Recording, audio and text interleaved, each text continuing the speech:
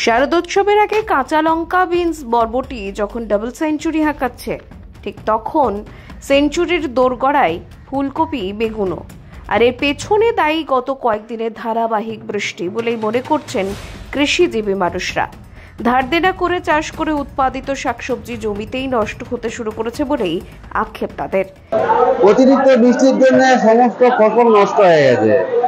আমরা আশা করেছিলাম যে পুজোর আগে ভালো ফসল হবে, দুটো পয়সা ঘরে আসবে, ছেলে মেয়ে সংসারে স্বাচ্ছন্দ্য ফিরে আসবে, কিন্তু আমাদের অবস্থা খুব খারাপ। আগামী দিনে কি চাষ করব বা চাষের জন্য যে খরচ কোথা থেকে জোগান দেবো, খুব চিন্তায় আমরা।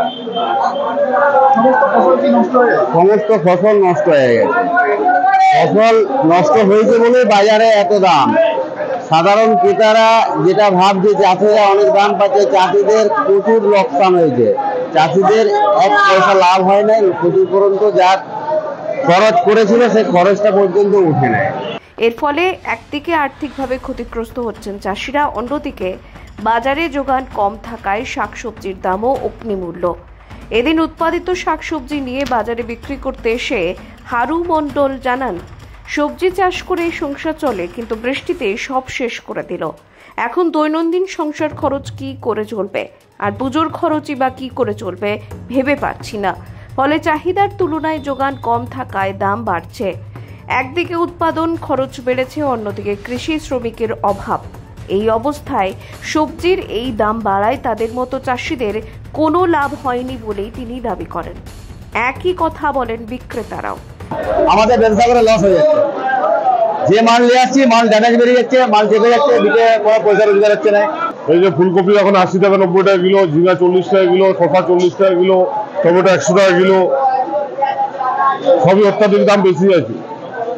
এত দামের জন্য আমরা ভয় লাগছে মাল কিনতে। তাদের কথায় বৃষ্টিতে সব শাকসবজি নষ্ট হয়ে গেছে, ফলে স্বাভাবিক নিয়মে সব ধরনের সবজির দাম বেড়েছে। ফলে বাজারে এসে ছ্যাঁকা খাওয়ার অবস্থা মধ্যবিত্তের। প্রত্যেক মানুষেরই পকেট খালি হচ্ছে। সাধারণ মানুষের একটা, বিশেষ করে চাকরিজীবীদের যারা আছে, তাদের একটা নির্দিষ্ট সাধারণ পাবলিক, তাদের পক্ষে তো সম্ভব নয়। তবে সরকারের এই জিনিসে একটু হস্তক্ষেপ করা উচিত। এভাবে সবজির দাম যদি প্রতিনিয়ত বেড়ে যায়, তাহলে সাধারণ মানুষের বেঁচে থাকাই দুঃসাধ্য ব্যাপার হয়ে দাঁড়ায়। পেঁয়াজের দাম তো, পেঁয়াজ রসুনের দাম তো আকাশ ছোঁয়া একদম। তাদের কথায় দৈনন্দিন সংসার খরচ চালানোই জটিল হয়ে পড়ছে পুজোর আগে। সবজি বাজারে এসে পকেট খালি হচ্ছে।